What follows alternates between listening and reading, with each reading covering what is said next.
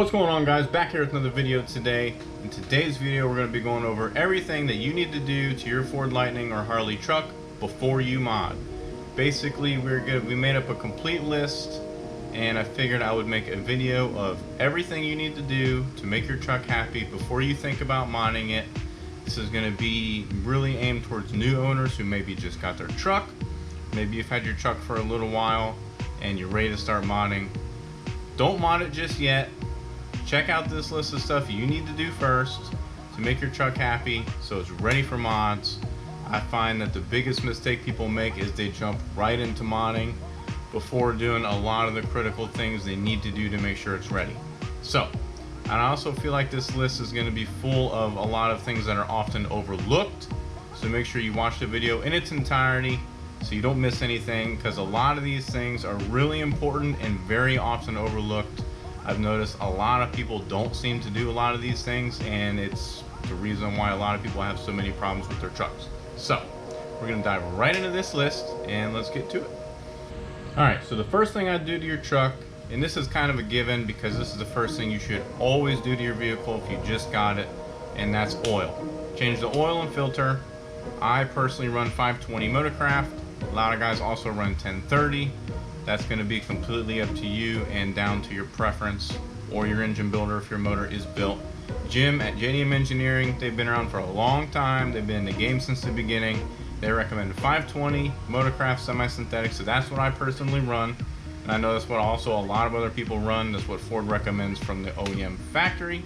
Now, a lot of people think that's because of emissions, and it might be, but it is because two valves, these motors are notorious for having very small passageways and very tight tolerances, meaning if you run too thick of an oil, it's going to have trouble getting up to the head, especially when you're first starting it up and it's cold start, and you're going to starve the head for oil, causing extra wear. So I run 520. That's what I suggest everyone else runs as well. Is that all you can run? No, you can run other oils if you want. Just if you want, ask your mechanic, your builder, whoever you're comfortable with, and run that. But definitely change the oil and filter first. Should always be the first thing you do when you purchase your vehicle. So definitely do that. That's number one on the list. And we're going to jump right to number two, and that kind of has something to do with that as well, and that's your trans fluid, trans filter. And I suggest while you're doing it, you may as well throw a valve body and an aftermarket pan on there as well. A lot of people go with the 4x4 pans because it can hold one extra quart of fluid, and it also has a drain plug, and it'll make your next one very easy to change. Because from the factory, these don't come with drain plugs and you have to drop the pan. So while you drop the pan, you may as well do the filter. You may as well do a aftermarket valve body. There's many different brands out there. A1's a really good one, and he will build one according to what you need, your power level, converter setup, etc. I highly suggest A1. A lot of people also run the Punisher valve body, which is also a really good one. I ran the JLP for a while actually, and they sell the valve body, pan, and filter as a kit. You can also do that. JLP felt really good when I didn't have a converter. When I put the aftermarket converter, it did soften it up a little bit, but that's kind of normal. So, but I would definitely do trans fluid. I'd definitely go ahead and do the filter, and I definitely do a valve body while you're doing it. Valve body really increases performance in your shifts. They make your shifts super firm. The first to second gear used to bark for me, and even second to third sometimes would chirp it. So it'll really make a big difference. It's actually good for your trans as well because there's less slippage in the clutches, which means less heat, and everything will run a little cooler. So, I mean, the shifts will be really firm though, so be ready for it. So if you have a drink, you shift that wide open first to second, it's gonna chirp it and slam you back, and it really feels good. It makes the truck feel aggressive. But that's one of the first things I did, and it was probably the best mod I did too. I do need to upgrade my valve body though, since I did put a converter. Aftermarket converters will soften up the valve body a little bit, soften the shifts, so I do need to accommodate for that. But for the average truck, any valve body is probably going to be a big difference. I went with the JLP, like I said, and I loved it. And it comes with the pan, it comes with the filter, and everything you need pretty much, except for the fluid. So I definitely take care of your transmission. If I remember correctly, doing just pulling the pan, doing everything and putting it back, you'll need about 7 to 8 quarts of fluid. It does get a little expensive, but it's really well worth it to do. So that's number two. Next thing I would do is all your other fluids. I do the differential fluid. Differential fluid, you're gonna want 75-140 of your choice. It really doesn't matter. And then a bottle of friction modifier as well. I know a lot of the synthetics, the newer ones, come with friction modifier added, but you're gonna want another little bottle of it, and you're gonna want to put that in as well, because they don't add quite enough, and these things are notorious for that. If you don't add the friction modifier, it'll last a little bit and then it'll start making some weird noises, so definitely do that. If I remember, you need 2 bottles of the 75-140, be the big quart bottles or whatever, and then 1 bottle of friction modifier. It's going to be a little bottle you just add in. So definitely do your differential fluid. Of course, new gaskets while you're doing it, and I think you pretty much have to. But if you want to do an aftermarket rear end cover as well, the TA sells a girdle, and it's a real nice billet piece with a girdle, and it's supposed to add sturdy and stability and whatnot. So you can also do that while you're doing it. A lot of things you can do while you're doing it, but at least do the fluid. Speaking of fluids, go ahead and change your engine coolant and your intercooler coolant as well. For engine coolant, 50-50, I mean, it's pretty standard. You can run Motorcraft green.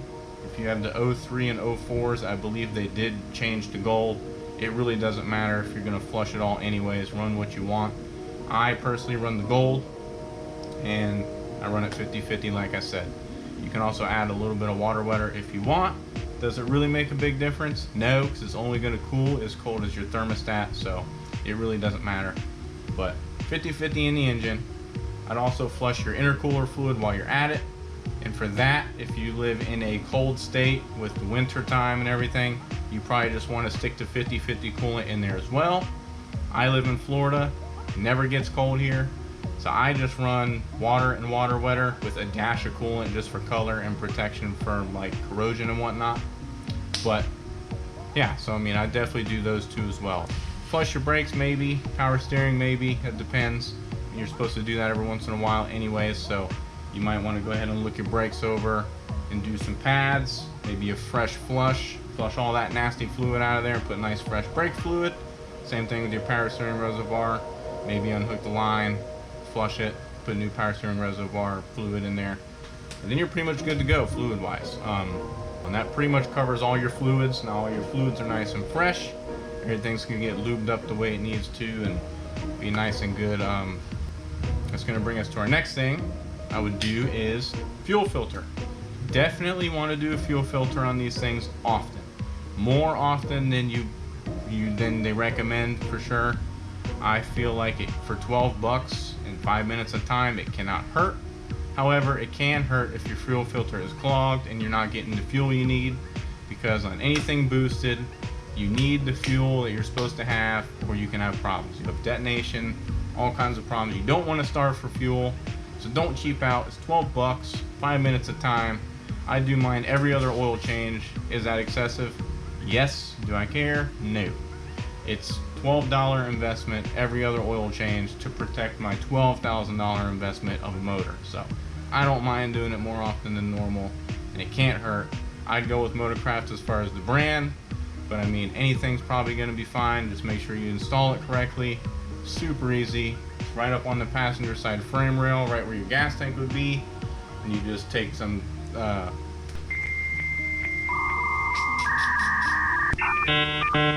you just take a fuel line disconnect tool, stick it in there, pop it off, change the filter, good to go. Definitely would do it. Don't cheap out. It can't hurt. However, it can hurt not to get the gas you need. So fuel filter for sure. Speaking of that kind of stuff, O2 sensors, I would definitely replace the front 2 O2 sensors at least. I replaced all of mine just because you want your fuel trims to read correctly, and it's really going to help the truck run good, especially if you don't know if it's been done or not. The truck's got, 100K plus miles. Definitely do your O2 sensors.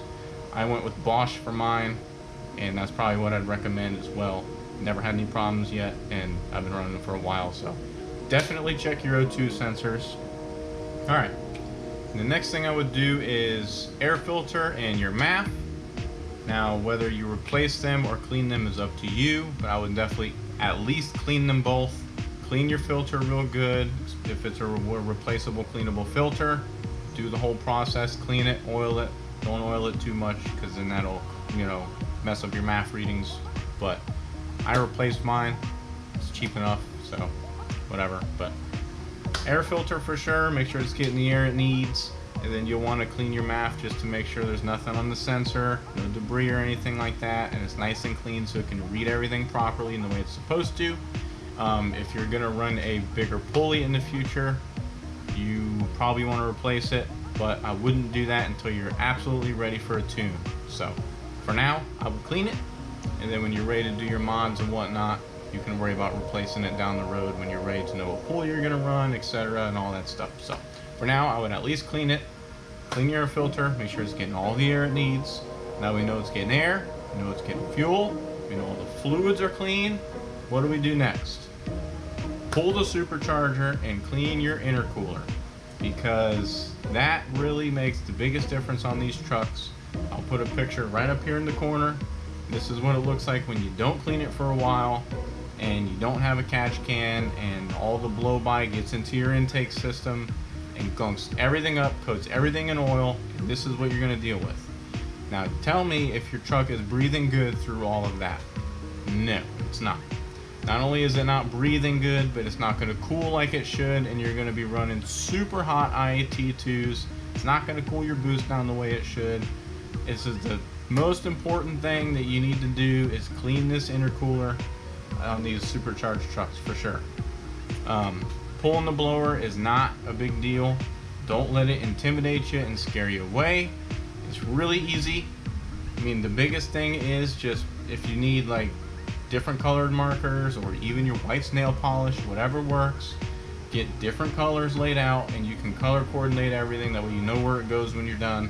Just put a little bit of orange on the tube and where that hooks up to, and so on and so forth. Color coordinate it. When you take everything out, put it in baggies. Just keep track of everything. Take pictures if you want. Whatever helps, but it is super easy, guys. It's not real hard to do, and you really need to do it. It's a must do in my opinion. Pull the blower, pull that intercooler, and clean it. And the best way to clean them, I found, is just a lot of brake cleaner. Some people say soak it in purple power. However, I highly advise against it. I trashed my stock intercooler doing that. I diluted it like you were supposed to. I let it soak for an hour and a half, and it was absolutely ruined. It made everything super powdery, like with this white powder. And basically what it did is it etched the aluminum because it was super aggressive. Purple power I don't recommend. If you want, maybe spray it down with some very diluted simple green and rinse it right away. I don't recommend that either, really. I know a lot of people have used, I think they've told me to use aircraft stripper. Don't really recommend that. This stuff is nasty shit. I mean, brake clean does the job. You just need a lot of it. You probably need a whole case of it, 12 cans. It's going to be a lot. But however you want to do it, you can do it to your preference. I don't suggest purple power ever. Just brake clean is the safest way to do it. Oven cleaner I know also works really good. Clean it out really good. Soak it. You're going to have to replace the bolts because they're torqued to yield. If you pull the intercooler from the mid plate, you don't really have to do that. You can leave it right attached to the mid plate and leave it alone. Yeah, so pull the blower, clean the intercooler really good, clean everything up real nice while you got it open. And while you have the blower off, you need to plug that turkey pan. I'll show you a picture of that as well. There's a little elbow back there and a tube that comes to the front and ties into your PCV. And basically what you'll do is you'll get a 3/8 NPT plug, and you'll plug the hole in the turkey pan with some thread sealant, high temp thread sealant. Plug that, and then where it tees in, you can also delete that T and just run a line straight up. So I would definitely delete that. What that's going to do is it's going to reduce, what that's going to do is that's going to prevent from over pressurizing the PCV system. Basically when you have boost running through your intake manifold and everything, you basically, some will get out into that piece, into that turkey pan line, and it will high pressurize your PCV system, blowing extra oil through your system. Delete the turkey pan. That's also a notorious spot for vacuum leaks, so it's just a good thing to do so you don't have to ever worry about it again. Put the plug in there, some high temp sealant, either plug the end of the T or delete the T and run one straight line up, and you're good to go with that. Another thing you'll want to do after you're done deleting the turkey pan and doing the turkey pan mod is run a good quality catch can, and what that's going to do is catch any blow-by that you have. Basically, you stop the overpressurizing from happening.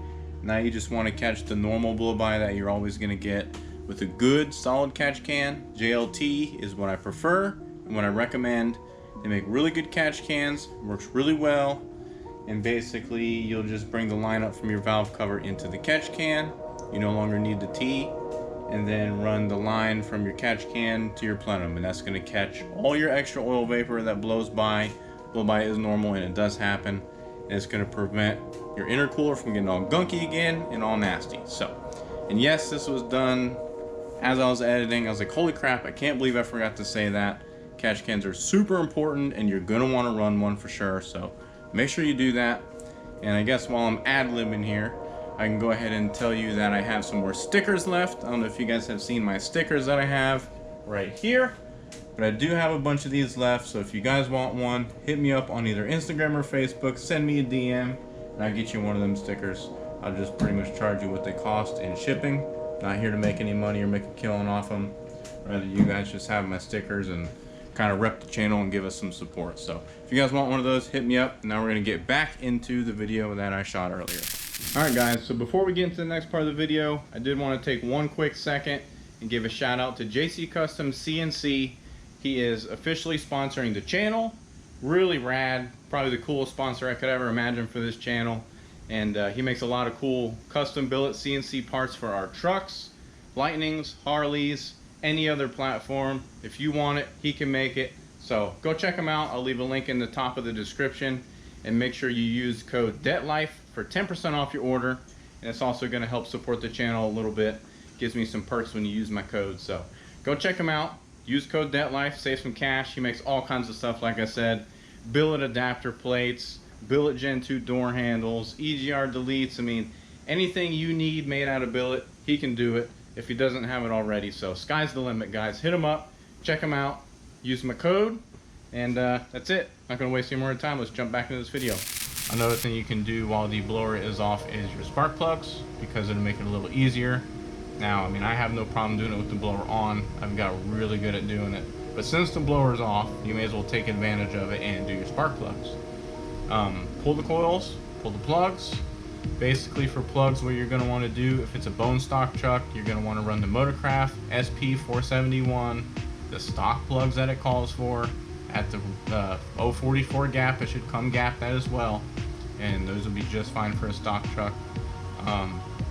If you're pulleyed, if it's got a pulley already, TR6s gapped at 032 seems to be the go-to. Tried and true, JDM runs them on their 9-second trucks. TR6s are the way to go for that. If you're running real high boost, like 8 pound, 10 pound lower, if you're spinning your shit to the moon, BR7 ES is what I would run. Gapped at 028. That's the plug choices I would pick. Coils, just go with OEM coils. I would buy all new coils, honestly. It's a little pricey, but I mean, that's really key for having these things run right, is the right coil fire, everything, you know, you gotta have good spark. So I would suggest OEM coils. OEM holds up to 800-900 horsepower all day long.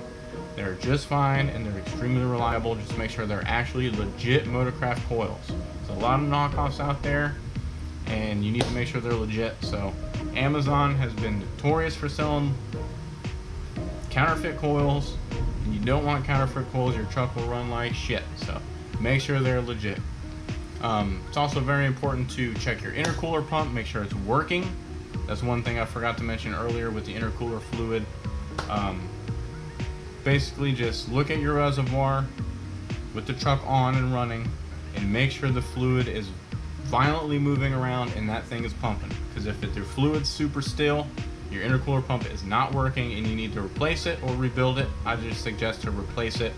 I would do a Davy Craig's brushless EB, I think it's 25, and that's a stock replacement. Basically fit right into the stock bracket, flows a little more than stock, and they're brushless, so you won't have any problems with them again, and they last forever. So that's what I would suggest. I'll leave a link in the description for that as well.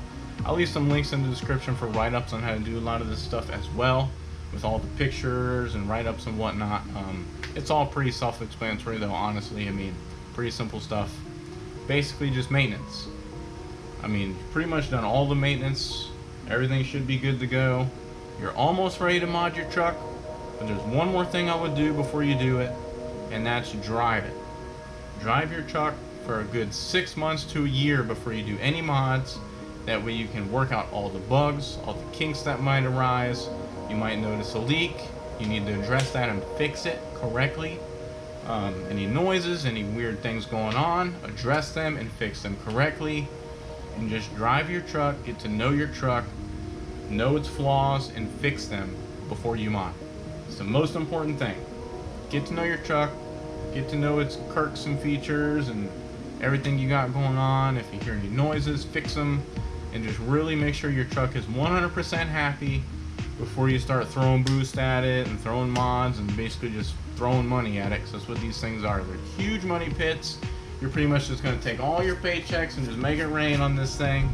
That's just how it goes. But it's all in the game, man. It's all fun. That's what makes these things awesome. I love my truck.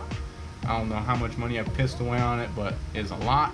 But it is 100% worth it. Just make sure you do it right, so you're not pissing away money that you shouldn't have to piss away. You know what I mean? It just takes a little bit of time, a little bit of effort. 100% worth it though. Do it right. Treat your truck right, and it'll last you a long time, and you'll enjoy it for years to come. So that's pretty much it for this video, guys. I think we just about hit everything that you should do before you mod. If you guys like this video, make sure you drop a thumbs up on it. Give us some good feedback. If you don't like it, thumbs down it. I mean, your feedback is everything.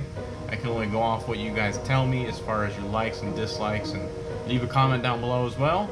Let me know if I missed anything, or if there's anything you didn't know about, or maybe something you overlooked and this helped you out. Let me know below. I got a lot of good feedback on my last video. If you guys didn't see it, I'll put a card up in the top corner as well as a link in the description. But we did a top 10 most frequently asked questions, and that video got a lot of good feedback. I'm really happy with it, so we're definitely going to be doing more of those. If you guys didn't check it out already, make sure you go check that video out.